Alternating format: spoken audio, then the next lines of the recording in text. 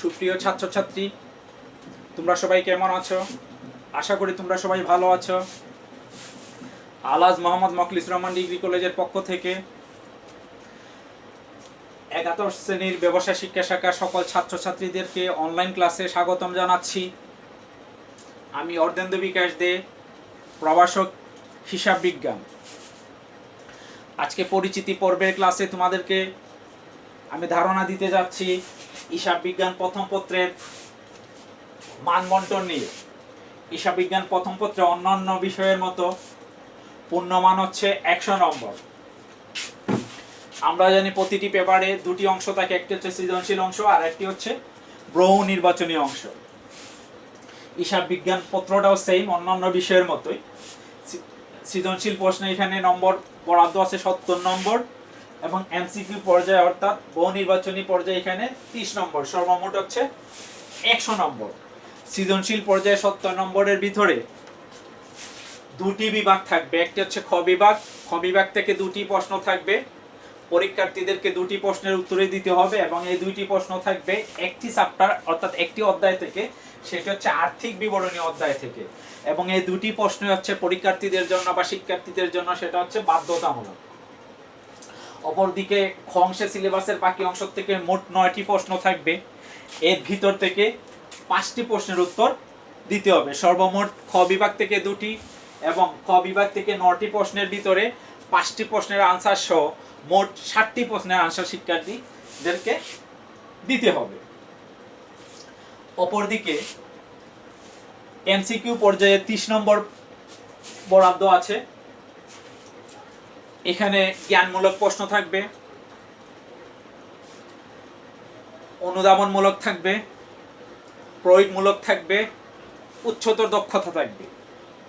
4টি অংশ থেকেই প্রশ্ন থাকবে এবং প্রতিটি প্রশ্নের মান হচ্ছে 1।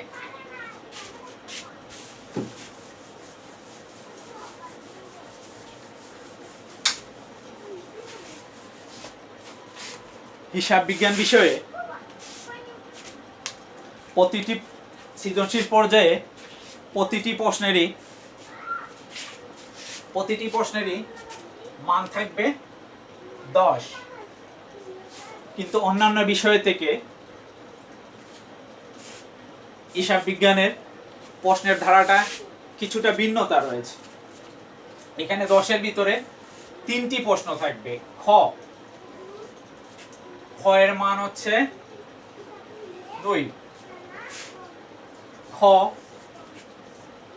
খ এর মান হচ্ছে 4, ঘ নম্বরে যে প্রশ্ন থাকবে সেটার মান হচ্ছে 4। তাহলে দেখা যাচ্ছে হিসাব বিজ্ঞানে যে প্রশ্নটি থাকবে এখানে 4টি প্রশ্ন থাকবে না, অন্যান্য বিষয়ে সাধারণত 4টি প্রশ্ন থাকে। খ এর মান থাকে 1, খ এর মান থাকে 2, গ এর মান থাকে 2, ঘ এর মান থাকে 3 এবং ঘ এর মান থাকে 7। কিন্তু হিসাব বিজ্ঞানের ক্ষেত্রে 3টি প্রশ্ন থাকবে। খতে থাকবে 2, খতে থাকবে 4, ঘতে থাকবে 4। এই হচ্ছে 10।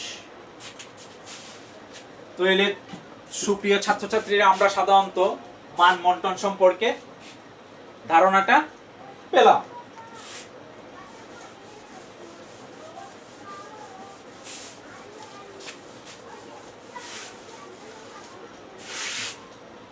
এখন আমরা আলোচনা করব হিসাব বিজ্ঞান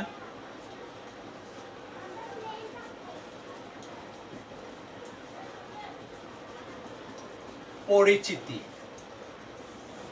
অধ্যায়ের নাম হচ্ছে হিসাব বিজ্ঞান পরিচিতি। প্রিয় শিক্ষার্থীবৃন্দ, তোমরা যে বিষয়টি নিয়ে পড়াশোনা করবা সেই বিষয়টি সম্পর্কে অন্তত আমাদের কিছুটা আজকে ধারণা আমরা পাবো। হিসাব বিজ্ঞান পরিচিতি বা কনসেপ্ট অফ অ্যাকাউন্টিং, অর্থাৎ হিসাব বিজ্ঞানের ধারণা। আমরা জানব হিসাব বিজ্ঞান পরিচিতিতে হিসাব বিজ্ঞান কি। হিসাব বিজ্ঞান কি সেই বিষয়টা জানার আগে আমাদের হিসাব বিজ্ঞান বানানটা সঠিকভাবে লেখা শিখতে হবে। হিসাব বিজ্ঞান, হিসাব বিজ্ঞান একটি শব্দ। অনেক স্টুডেন্ট আছে প্রথমত হয়তো হিসাব বিজ্ঞান লিখতে ভুল করবে, এখানে হিসাব লিখে কোনো স্পেস হবে না, অর্থাৎ হিসাব বিজ্ঞান হচ্ছে একটি ওয়ার্ড বা একটি শব্দ, এখানে কোনো স্পেস নাই। হিসাব বিজ্ঞান, এখানে কোনো স্পেস নাই। তাইলে আমরা জানবো হিসাব বিজ্ঞান কি। হিসাব বিজ্ঞানের ইংরেজিটা হচ্ছে অ্যাকাউন্টিং। অ্যাকাউন্টিং এর বাংলা অর্থ হচ্ছে হিসাব বিজ্ঞান। হিসাব বিজ্ঞানকে যদি আমরা আলোচনার সুবিধার্থে আলাদা করি তাহলে এখান থেকে দুটি ওয়ার্ড বের হবে, একটি হচ্ছে হিসাব, অপরটি হচ্ছে বিজ্ঞান। আমরা আলোচনার সুবিধার্থে এই হিসাব বিজ্ঞানকে আলাদা করে নিলাম, একটা হচ্ছে হিসাব আর আরেকটা হচ্ছে বিজ্ঞান। হিসাব শব্দের সাধারণ অর্থ হচ্ছে গণনা করা, দ্যাটস মিন কাউন্টিং। আর বিজ্ঞান শব্দের অর্থ হচ্ছে বিশেষ জ্ঞান। অতএব আমরা এটাকে যদি আমরা সাজিয়ে বলতে চাই তাহলে হিসাব বিজ্ঞান শব্দের অর্থটা হচ্ছে গণনা সম্পর্কিত যে বিশেষ জ্ঞান তার নামই হিসাব বিজ্ঞান। তাহলে আমরা কি বললাম? আমরা বললাম যে গণনা সম্পর্কিত যে বিশেষ জ্ঞান তাকেই হিসাব বিজ্ঞান বলে।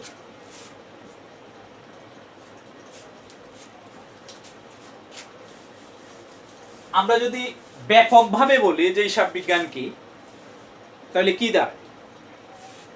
ব্যাপকভাবে যদি আমরা বলি যে হিসাব বিজ্ঞান কি, তাহলে আমরা এইভাবে বলতে পারি যে দৈনন্দিন ব্যবসায় যে লেনদেনগুলি সংগঠিত হয় তাই হিসাবের বইতে সুশৃঙ্খলভাবে লিপিবদ্ধকরণ, শ্রেণীবদ্ধকরণ, বিশ্লেষণ, ফলাফল নির্ণয় এবং তথ্য ব্যবহারকারীদের নিকট থেকে ব্যবহারকারীর নিকট তা তথ্য প্রদান করার যে সুশৃঙ্খল প্রক্রিয়া তার নামই হচ্ছে হিসাব বিজ্ঞান।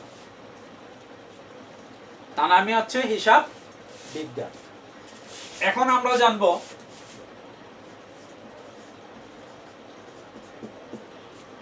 হিসাব বিজ্ঞানের জনককে, that's mean father of accounting, অর্থাৎ হিসাব বিজ্ঞানের জনককে। হিসাব বিজ্ঞানের জনক হচ্ছেন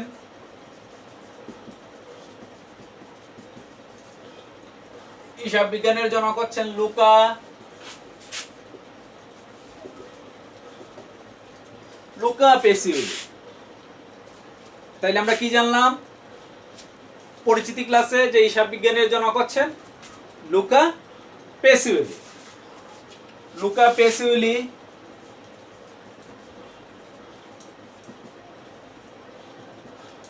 পেসিওলি জন্মগ্রহণ করেন ইতালিতে। লুকা পেসিওলি কোন দেশে জন্মগ্রহণ করেন বা কোন দেশের নাগরিক? লুকা পেসিওলি জন্মগ্রহণ করেন ইতালিতে, উনি ইতালির নাগরিক। উনি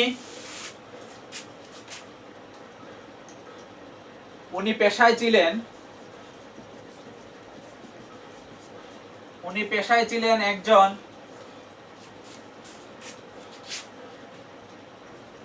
গণিত শাস্ত্রবিদ। লুকা পেসিওলি পেশায় ছিলেন একজন গণিত শাস্ত্রবিদ। অপরদিকে উনি ছিলেন একজন ধর্মযাজক। উনি খ্রিস্টান ধর্মের অনুসারী ছিলেন এবং খ্রিস্টান ধর্মের একজন ধর্মযাজক ছিলেন। লুকা পেসিওলি 1494 খ্রিস্টাব্দের একখানি বই রচনা করেন। লুকা পেসিলি 1494 খ্রিস্টাব্দে এখানে বই রচনা করেন দুতরফা দাখিলা পদ্ধতির উপর। বইটির নাম হচ্ছে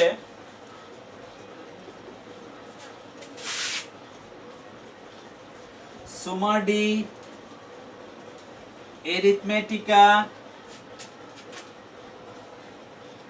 প্রপোর্শনেট এন্ড প্রপোর্শনেট লিটা নামক গ্রন্থ। উনি এই গ্রন্থে দুতরফা দাখিলিয়া পদ্ধতির কথা বলেন, অর্থাৎ লুকা পেসিলিকে বলা যাইতে পারে দুতরফা দাখিলা পদ্ধতির প্রবর্তক। অর্থাৎ 1494 খ্রিস্টাব্দে তিনি এই বইয়ে দুতরফা দাখিলা পদ্ধতির ব্যাপারে বিস্তার আলোচনা করেন।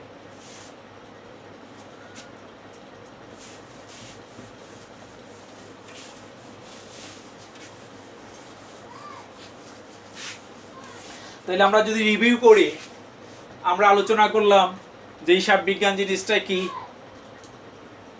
হিসাব বিজ্ঞানের জনককে, উনি কোথায় জন্মগ্রহণ করছেন, এবং উনি যে বইটা 1494 খ্রিস্টাব্দে যে বইটা রচনা করেছেন তা নিয়ে আমরা আলোচনা করলাম।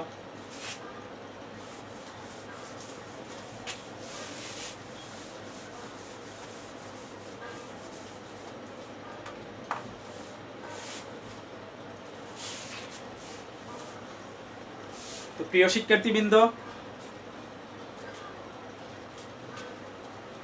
বর্তমান যে পরিস্থিতি চলতেছে কোভিড-19, এটা একটা ভয়াবহ অবস্থা। তার থেকে বাঁচতে হলে আমাদেরকে অবশ্যই স্বাস্থ্যবিধি মেনে চলতে হবে। বিনা প্রয়োজনে ঘরের বাইরে যাওয়া যাবে না। যদি প্রয়োজনের তাগিদে ঘরের বাইরে যেতে হয় অবশ্যই মাস্ক ব্যবহার করতে হবে এবং ঘন ঘন হ্যান্ড স্যানিটাইজার ব্যবহার করতে হবে এবং স্বাস্থ্যবিধি মেনে চলতে হবে। তো যেহেতু আজকে আমাদের পরিচিতি পড়ব, আজকে আমরা এতটা সময় নেব না। আগামী ক্লাসে অবশ্যই আমরা হিসাব বিজ্ঞানের একটি গুরুত্বপূর্ণ বিষয় নিয়ে হাজির হব, সেটা হচ্ছে ঘটনা এবং লেনদেন। আগামী ক্লাসটি ফলো করার জন্য প্রত্যেককে অগ্রিম আমন্ত্রণ জানিয়ে আমি বিদায় নিচ্ছি। অর্ধেন্দু বিকাশ দে। সবাই ভালো থেকো এবং